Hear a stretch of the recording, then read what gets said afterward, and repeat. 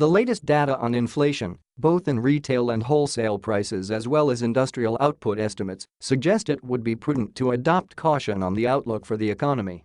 October's retail inflation based on the CPI showed a slight quickening in overall year-on-year price gains to 4.48% from the 4.35% pace in September, spurred by a persistent acceleration in the prices of certain key food items and transport fuels.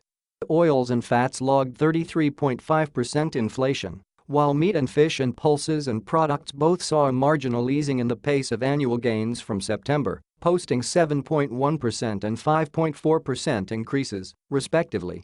However, the food and beverages subindex that accounts for over half the CPI accelerated 2.3% month-on-month, led by vegetable prices that reared up sharply by 14.2% from September's levels.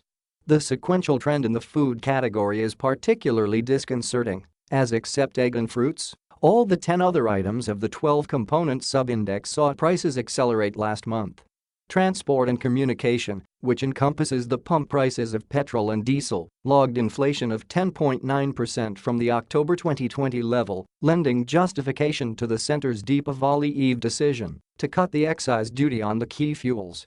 With the WPI also showing price pressures intensifying at the wholesale level last month, especially for fuel and power and manufactured products, October's headline WPI inflation accelerated to 12.5% from 10.7% in September. The overall outlook on inflation is still far from reassuring. The index of industrial production data from September also points to a sharp slowdown in output. While IUP growth slumped to an annual 3.1% pace from August's 12%, overall industrial output of mining, manufacturing and electricity actually shrank 2.6% on a sequential basis.